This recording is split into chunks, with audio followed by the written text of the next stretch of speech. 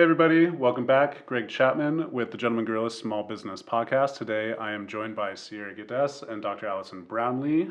Dr. Allison Brownlee is a licensed marriage and family therapist, and Ciara owns Venture Active and Hydroactive SD here in town in San Diego. And they have reached out to me today to talk about a very, very important topic, and that is human trafficking.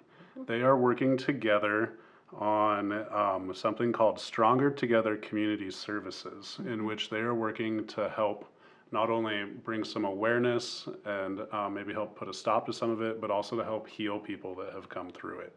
So can I please ask you guys to tell us a little bit more about your project and how you're working with it? Yeah, so our focus is really on the bring awareness and healing aspects of working with survivors of human trafficking. And so Ciara and I have partnered with our organizations to offer a pretty well-rounded treatment program for survivors of sex trafficking here in San Diego. We've partnered with a third organization who is actually housing and providing a safe space for these women. And Ciara and I come in and do psychotherapy. That's my part of it. And Ciara and her team do the recreational healing. So we are truly a mind-body healing approach between the two organizations. Yeah, so I know that this has kind of been, I don't want to say a trending topic, because that kind of, I feel, takes away some of the importance of using those words. Yeah. But it's something that's been probably happening since the beginning of history. But like the US only really started to pay attention to it in the 90s. And only in the last few years have we really started to see a real push towards awareness, both internationally and nationally. So I guess I kind of want to ask, what really made you want to take a strong step forward into this? Like, is this something that you were just kind of seeing through doing your daily work, or is it something that you just one day were, I really want to do something about this and I feel like I can? Yeah, it's a good question. I think there are aspects of trauma, sexual violence, abuse against women that I see in my daily work as a therapist. And I think, Ciara, you see in your daily work with the clients that you serve as well. Absolutely. And this was just an opportunity for us to engage with a population that typically doesn't receive high quality services at no and low cost to them. So really it was an ability for us to serve an underserved community, and a community that has kind of historically struggled to reach out and talk about what's happened to them and actually even seek support. Yeah, I can see it definitely being a topic that, even if it's happened to you, that you almost feel nervous talking about. Like, it's, I don't think people really feel comfortable talking about those kinds of things. Just, you know, the looks on other people's faces, feeling that they're going to get judged. Right. And I think, unfortunately, in this country, when we talk about sexual abuse, assault, violence, human trafficking, there can be a tendency to think about what's wrong with her. What's wrong? How did she get into this? Why? What trauma did she have going into? You know, there's this sort of stance around there's something wrong with the person that's seeking the services. Yeah, because I think a vast majority of the people I was reading are coming from like foster care situations or just bad homes in general, somewhere where someone isn't watching out for them 24/7. Right, and families that have been, you know, historically marginalized and oppressed, have not had access to resources, and then find themselves in situations where social services are coming and saying, like, we're not really looking at the context that you're in, we're just saying you're not really a safe parent, and so children get removed from the home, children are exploited. That's one aspect, that's one way that women can find themselves in the sex trafficking industry.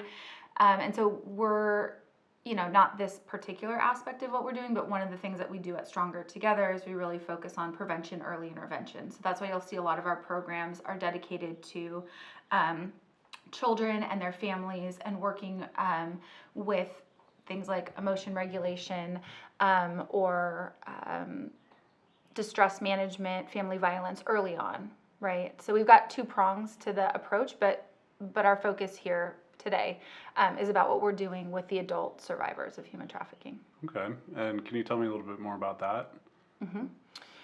Yeah. So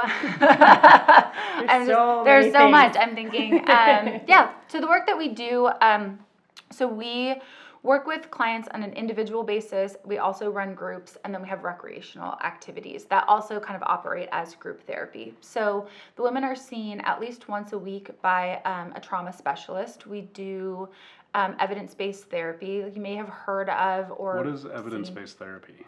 Means it works. Means there's research that Okay, so it's not like a specific type. It's there just are whatever specific is types. proven. Yeah, so we pick the ones and we train in, and we get continual training in models of therapy that we know work for trauma. So you may have heard or seen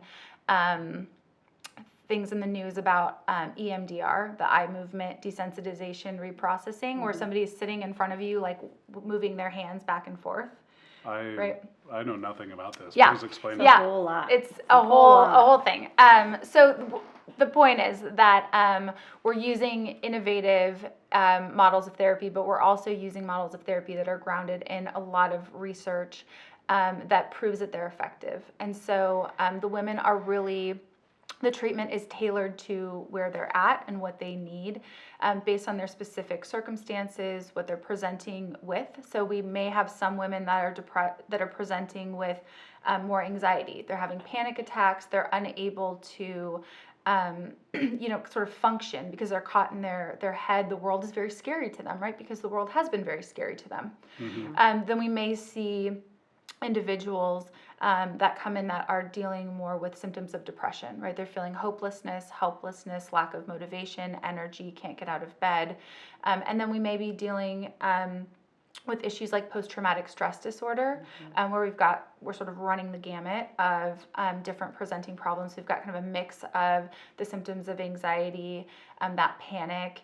We've also got lots of view of self stuff coming up. So I'm not good enough. I'm unworthy. I'm disgusting. I have lots of shame.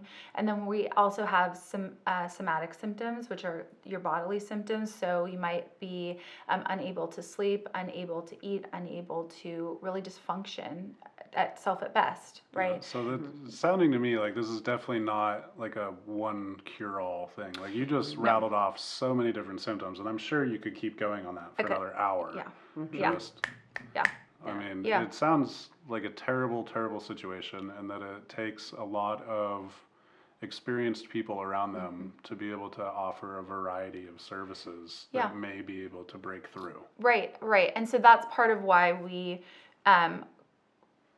couple the individual therapy with group therapy. So one of the really important aspects of any kind of trauma work is really helping people to feel less isolated and less alone in what they're dealing with and what they're experiencing. So if I know that I'm having a really hard day, and I know that Ciara's had a really hard day before too, I can go to her and we can talk about it, right? And we might be able to find some comfort or some kind of healing and whatever's going on. But if I feel like I'm the only one that's ever had a bad day in my entire life and this is just awful and no one can help me, right, then I might start to sink into helplessness, hopelessness, right, and feeling, again, really stigmatized, right, like I'm the only one dealing with this. So that's where we add in that these women are in a community where not only we are supporting them, but they're also able to support each other. Nice. And like what kind of access, like how do people get access to you? Like I know you have your website, strongertogethersd.org, by the way. Go visit it. Yeah.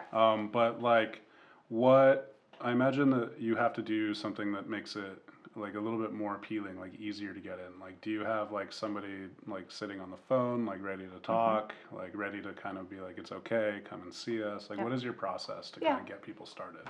So you can go to our website, you can fill out a quick contact form. My information's on the website. There's a phone number on the website. We have intake specialists who answer emails and phone calls. They'll do a quick screen with you and just kind of chat about what's going on and who best on our team can serve you, and then we match you with a therapist, and then you meet with your therapist. We do a little bit more thorough, have a little bit more thorough of a conversation, and really figure out what it is that we can do to support you on your journey, whatever that looks like, and that could be individual, group therapy, it could be go in with me and Ciara, hiking, paddleboarding, doing therapy that really engages your body, mind, and spirit at the same time. So we really, with anybody that we're serving, we're trying to engage them in a tailored approach. Okay. They can reach out to me too. I definitely have had that's fine too. I've had people message me through social media or find my email through Venture or whatever that looks like, and they've contacted me. So if anyone wants to contact me, that's fine too. And I just get them in touch with Dr. Allison and the team, and then that whole process starts. Yep.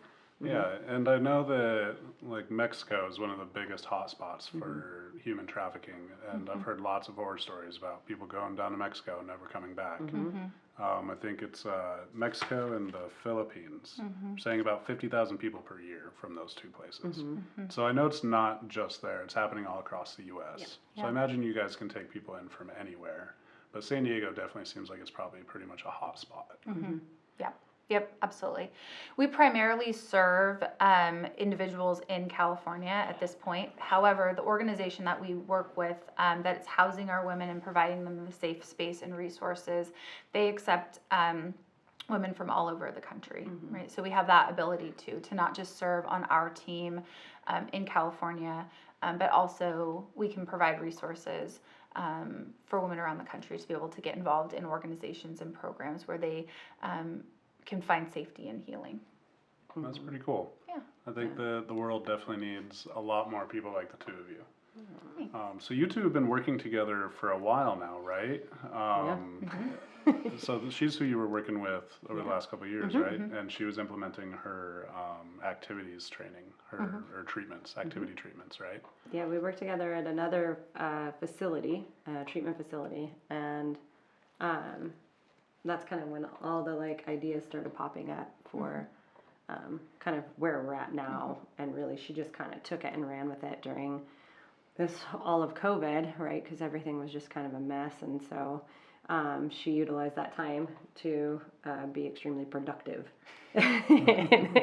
instead of sitting back. So that's kind of where this nonprofit came from and was born of. But yeah, we worked together for a while, and we've known each other for a while, even before this all came to fruition. So yeah, I remember you were definitely telling me about the results that you were seeing, like getting people out, just going on a walk, paddleboarding, kayaking, hiking, rock climbing, like, and it really spoke to me about how, like, it really is like your body, mind, and soul. Like, you can't heal one without working on all three.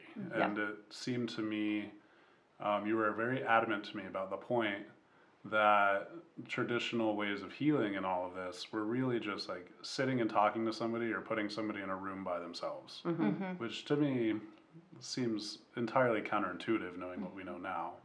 But I'm very interested to hear more about kind of like what you discovered in that process, like when you were first kind of seeing the results of putting people together in groups and doing activities and things like that.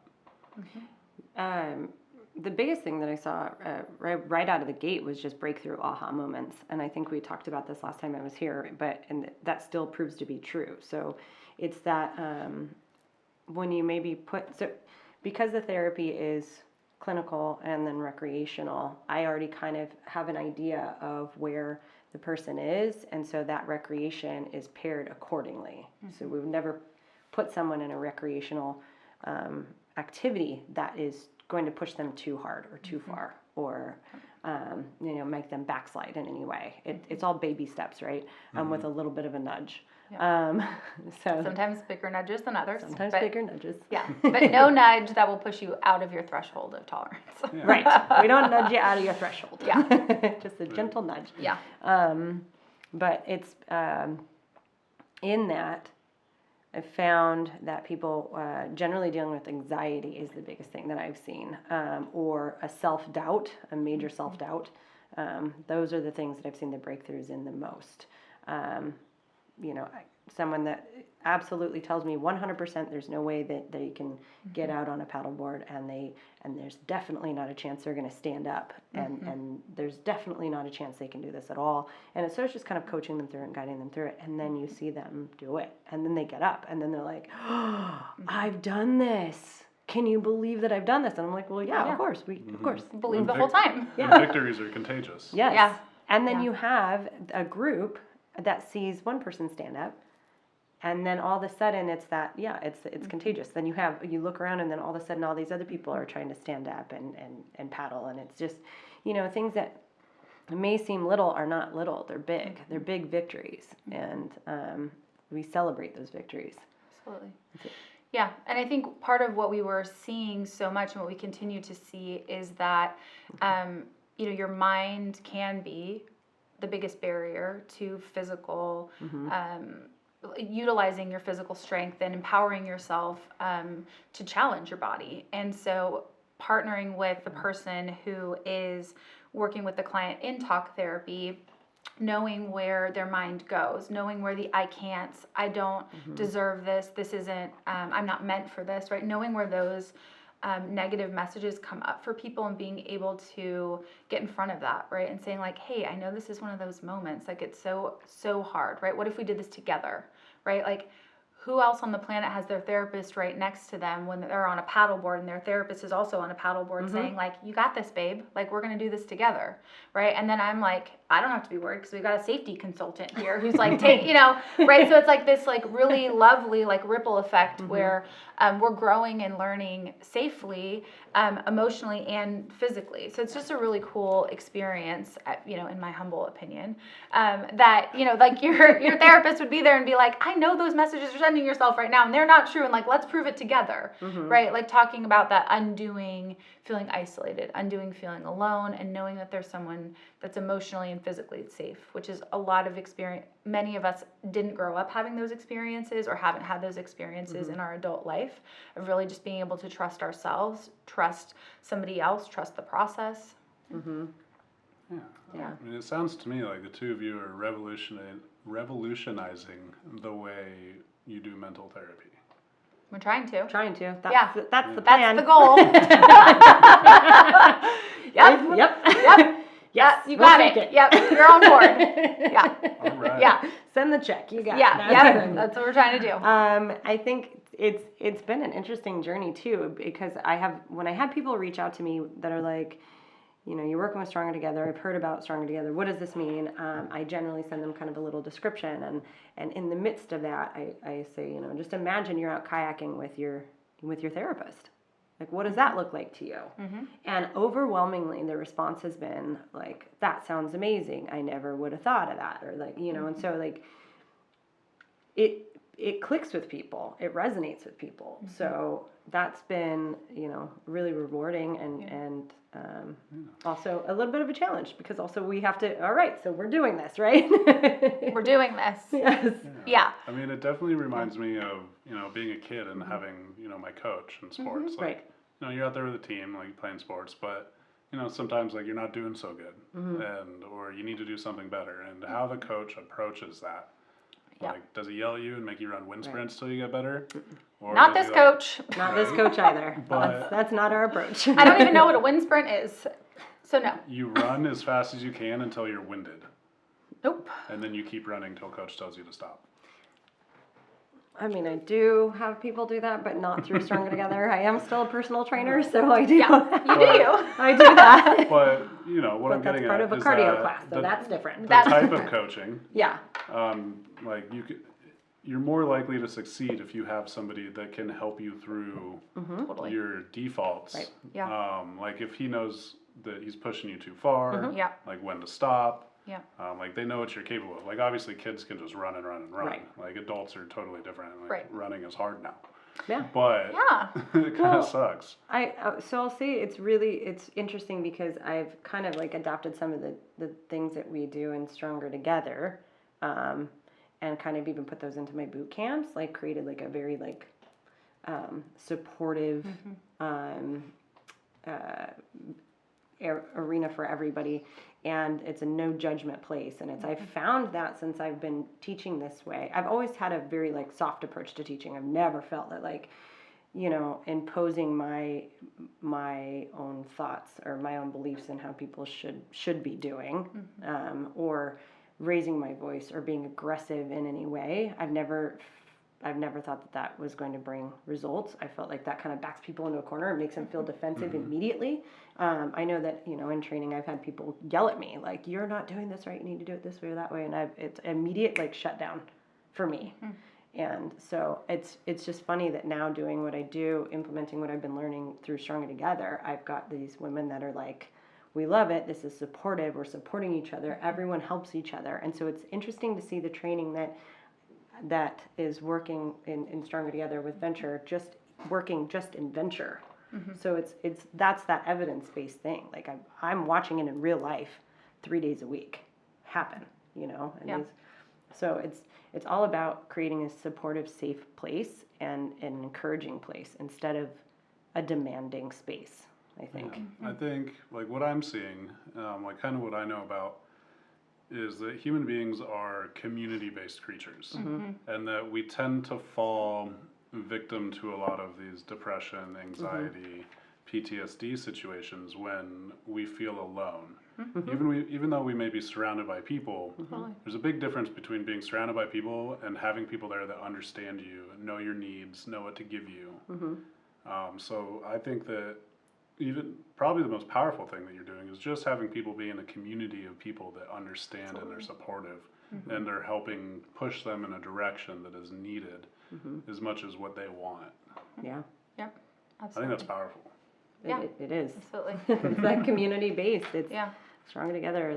That's completely what it's about. And I think we're engaging people, by having individuals in groups that are recreation based, we're hiking together, we're climbing together, whatever it is, we're doing it together. There's an undertone that it's a community. There's an undertone that it's supportive, but there's also, I think, this beautiful thing that happens where people don't see it as a mental health group. And so they don't feel intimidated by it, right? They don't see it as, I have to go to this place and talk to this lady about all of my problems and then share with all of these other people, like, the depths of my trauma. But what we see is that slowly that unfolds where people are able to, share in, that was a big win for me. I didn't think I could do this. And somebody else says, oh yeah, that was me last week when we were doing this. And, that's a message that I got from childhood, or that's a message that I got from this, and people are starting to explore what their blocks are together. And then we start to see people form communities where they can do the deeper work, like you're talking about, right? Not being depressed, anxious, with symptoms of PTSD by yourself, but also not pushing people into sharing those experiences when they're not ready to. Yeah, and also being around other people that are going through those same things and having breakthroughs. Right, absolutely. It's like being on a sales team and seeing some guy that is horrible talking to people make a big sale. You're like, if that guy can do it, I can do it. Like, that's a powerful thing to understand when you're like, like, if they can do it, I can do it. It's so it makes it real.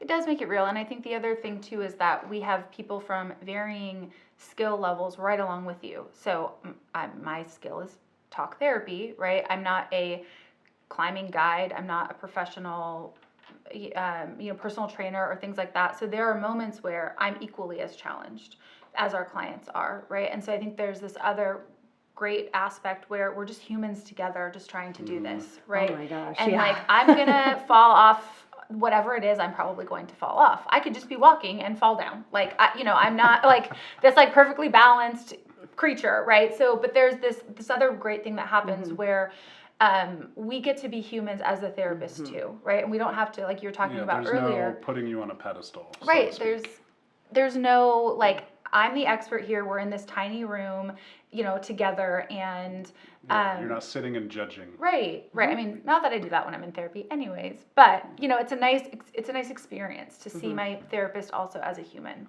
that can make mistakes and be okay with it, and it doesn't. If I fall off a paddleboard, it doesn't mean anything about me as a person. Doesn't mean anything about me and my value. Right, and being able to model that, I think, is also really because it's really easy to look at other people and you see a smile on their face, and you're like, oh, well, their life is perfect. Mine is so fucked, but their life is perfect. Right. But by putting yourself in the shit with them, totally, you're like, nope, I'm just as fucked up as you are, just in different ways. Like, it's really interesting that you say that, because when we did our first healing retreat, oh, man. I was like, I just jumped right in, and I was like, oh, I'm gonna cry with everybody. Well, to be fair, you're a hardcore crier. I am. I let it all out. I think I've seen you cry more than any of my friends, out of anybody. Yes, I am. And- I'm very in touch with my emotional side. I think that's great. I cry when I'm happy, I cry when I'm very angry, and that's pretty much it. Yeah, those two things. Or like if I'm petrified, if I'm petrified, I might cry.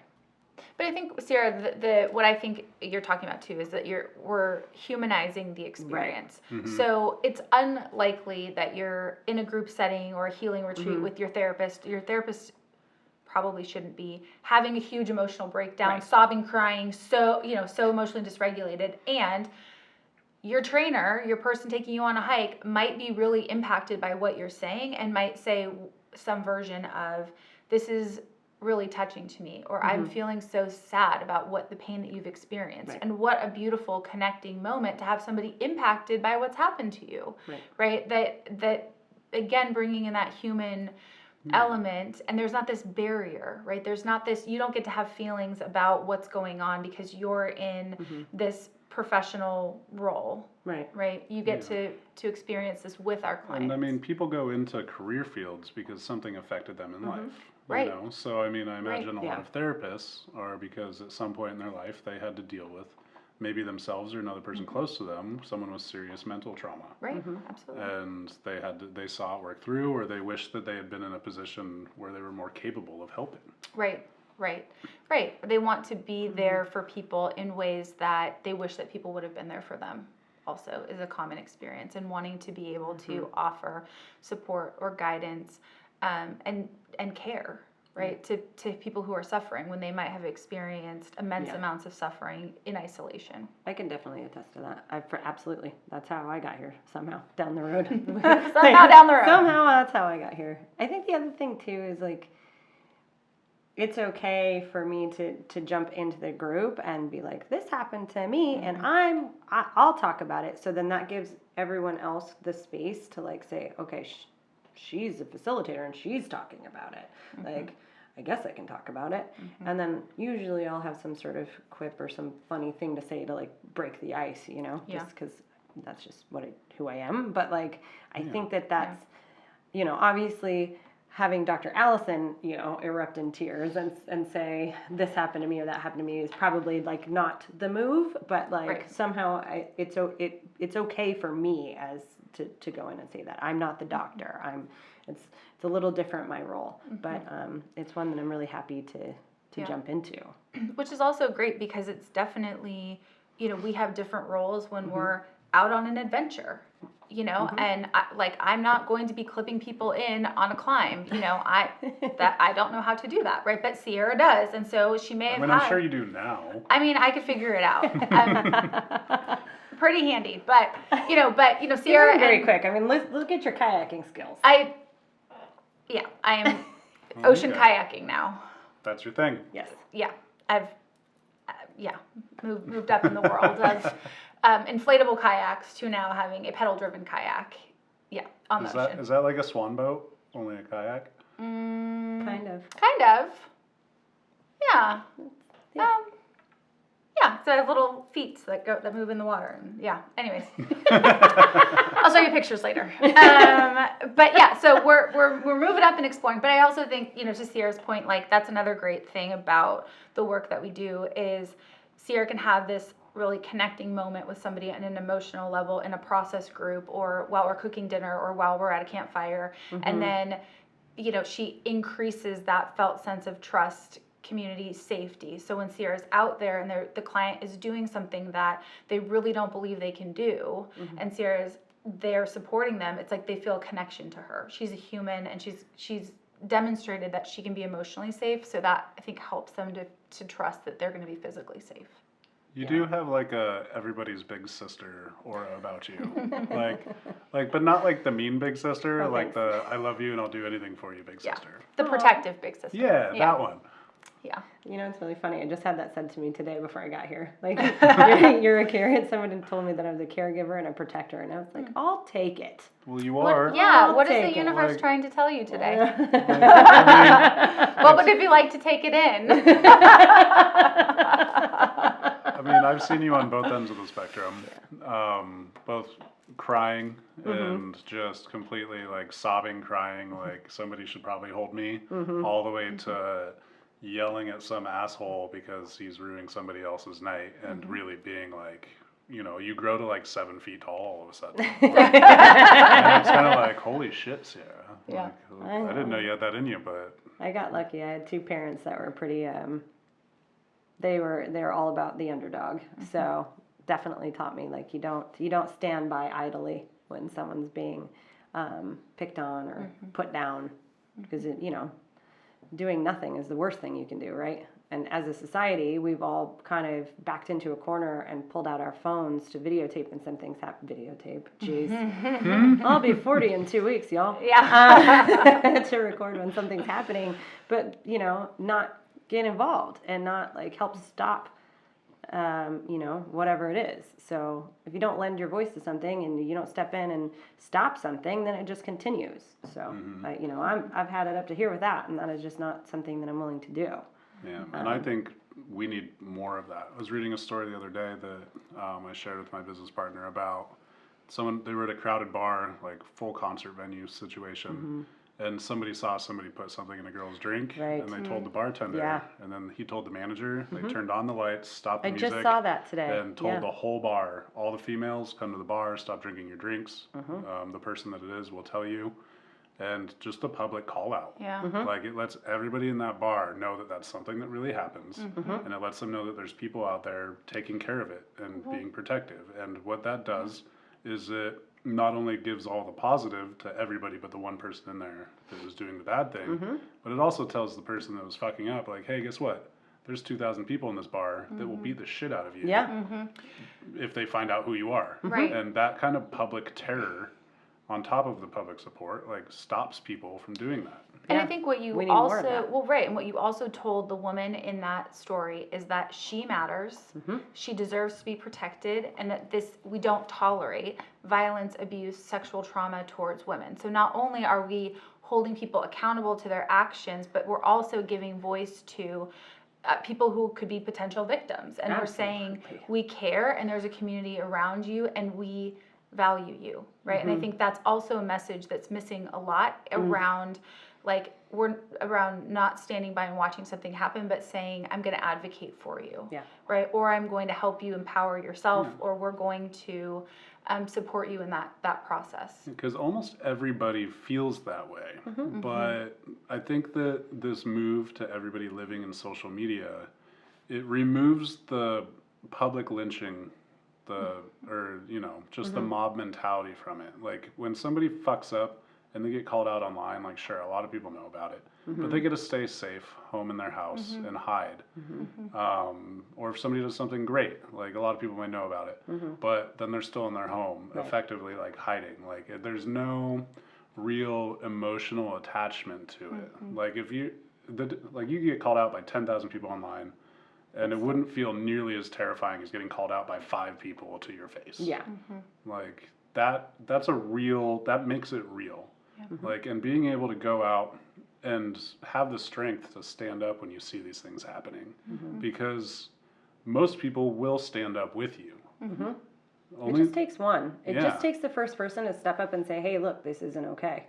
And then generally it allows that space for someone else to be like, you know what? Yeah, I agree. And then you have strength in numbers. And it's, you know, I mean, that's kind of that's the human population. If you're looking at like the Me Too movement, or you know, all of these things that have kind of just come to the surface, it's strength in numbers. When you think about the first couple of women who came forward and said, hey, this is happening, no one listened. And or it's, you know, victim shaming. What did you do? How did you get yourself into this situation? It's always the victim's fault, right? And so then you get a big group of people that say this happened and it's not appropriate. Then all of a sudden it becomes loud and people are listening. So I think that's really important, and that brings right back around to the human trafficking. Like, you've got Ashton Kutcher. Basically, he stopped his career, and this is like what he's doing with his life now, because this is massively important, and it is trending. And when you were talking about that in the beginning, when you were saying it's a trending topic, and I don't know if that's good, I think it's great. I think the more this is talked about, the better. It needs to be in the forefront of a lot of conversations. Well, and giving voice to, Ciara, like what you're describing is somebody being able to say, hey, this happened to me, and somebody else saying, hey, that happened to me, and it's not okay, and let's do something, right? But even somebody, the first step of one, sharing, and then two, having somebody else say, that's not okay, right? And then what do we do with that? And so I think what we're also finding in these communities is that at this point, we are really acknowledging, validating, and supporting women in the steps or the phase of just saying, this is what happened to me, right? And that how much courage it takes to not only just acknowledge that within yourself, right? Because a lot of individuals who've experienced, especially sexual trauma, have sort of compartmentalized, pushed it away. It's something that exists in them that feels so disgusting or so shameful. But it's sort of festering there, right? And it's impacting them on a daily basis, and they're not really in touch with that specifically. And so this provides people with an opportunity to say, this is what's happened, and then really be supported in that, right? We believe you, we trust that this happened, and it's a very, very common thing. I think that since most people haven't seen it, they just don't really understand. Right. Like, it's about 1 in every 100 people is affected by human trafficking in just 10 America. 10 million people worldwide is the last. 40 million. Oh, I read 10. Well, I got read me. 40. See, and it's hundreds of thousands of people in the United States. Right. Yeah. Like, that's, you're in a room of 100 people, But it there's doesn't a just- person in there, Yeah. statistically speaking, right. It's been impacted. that has been affected by human trafficking. I think because people think of it like it's a faraway problem and it doesn't exist near me. They think about people they being think like kidnapped from their home, like or Eastern Europe or Asia Yeah. or things like that. Like, you don't think America, but it's here. It's 100% here. I mean, you have predators, and these predators are looking for victims, and the victims could be anywhere from children that are abducted or sold, or there's a million ways that could happen, to a 16-year-old girl pumping gas, and she's gone, and it's the amount of money that's involved in this, that these people make off this, is just unreal. And then how these women are pretty much just like brainwashed. If you look, I was watching something about sex work in another country, and about how it was Amsterdam, and it was talking about how these women, they were interviewing the women, and all of them had pretty much been sold into it when they were like 13 or 14, and then had to pay their pimp back in order to get out of the situation. So they're stuck working as a slave, trying to pay the pimp back to get out. Absolutely. And they can't speak out, or they're killed. So it's like, people don't realize, like, you're going to this like supposed legal business, and you're doing the right thing by that, or you're watching this pornography and you're paying for it and it's legal. Like, you got to do a deep dive into that. Like, how much of that is ethical and legal? Yeah, Are these people Pornhub's forced? getting in a lot of trouble right now, from what I read. Is that they're finding that a lot of those videos on there are from sex trafficking. Yeah, and then it's become sort of normalized. I think, and to Ciara's point too, a lot of the work that we're doing is to sort of undo those very traumatizing messages that survivors come out of the situation they experience with, which is, my body's not my own. I am worth what my body is worth. My body is for other people's pleasure. I have a dollar sign sort of attached to my body or my worth or things like that. And just the culture of lack of safety with other women who they've been forced to compete against as well in the industry. And so I think that Ciara's giving voice to some of the nuances of what can happen to some of these women and what they've endured, and again, why it might not feel really safe, or it might not feel really welcoming to share in these experiences that other people historically have not been safe, right? And so even though we're two nice people who look friendly, right, and want to help, right, there are barriers even there because of the messages and the way that their bodies are responding to trauma that they've endured. But also, I think just to accept help from someone, to like what is it, there's that guard up, like, what is it that you want from me? Right. What Why- do I owe you? Right. Right. Yeah, What do I because owe the you? last time someone was nice to them, they got tricked Right. into a van. Right. Right. Or, the last time I accepted help, or accepted something, I inadvertently was now indebted to this person for years and years and years, or whatever that may be, right? And that happens in all sorts of different human trafficking scenarios. I was reading something the other day that one of the most common ways that women are taken is a man asking for their help with something. And it basically goes that they're basically playing on women's nurturing nature, and that in most countries around the world, men will not ask women's help if they really need help with something physical. So if a man is asking a woman for help, like changing a tire or moving something or lifting something, like that is a dead giveaway. Like that, like no, don't help him. Find somebody else. Be like, yeah, let's go find a guy Sure. that can help you out. I can't lift that. Sure. Like Yeah. just find a reason to get away from that situation. Right, and when we talk about, prevention and early intervention, we're also talking about real life ways that we can get ourselves out of those types of situations. Right. And I think that some individuals, especially those who've had pre-existing trauma, can feel like such a pressure. Like, you're asking me, I need to help you. There's a burden placed on me, or it means something about me if I don't help you, or I'm not the kindest person, I'm not the nicest person. And so we're really offering, in terms of prevention and early intervention, like other ways to call someone else, use your cell phone, go walk, go say, I'll drive to the gas station, bring someone back to you, right? We have other options in that moment than to feel like we have to, right? And I think there's also there's all sorts of cultural factors that play into that too. We could have a whole podcast about what it means for a man to tell me I need to help you or whatever, right? But Yeah. And on that side note too, we even have in our program, we have a self-defense program, or that's some of the things that we kind of bring in if it's if we feel that that's like a necessary part to like integrate into whatever. It's amazing how effective just punching somebody in the throat can be. And you only need Run a few away. pounds of pressure. You only need a few pounds of pressure to crush a larynx. A 6-year-old can crush a grown man's larynx. Yeah. look, and I mean, arming people with some information about this, right? You Yeah. have more power than you think you have in that moment, whether it's punching someone in the larynx or running Just away screaming or sometimes. screaming, right? But there's so many valid reasons why I think women feel like they don't have the right or the ability to use their body, use their voices, right? That there are lots of, again, cultural messages about how we should behave as women and what we should do, and we should be nurturing and kind and all of these things. And so, again, prevention, early intervention, Right. teaching young girls and women about their rights and how they can take care of themselves and empower themselves.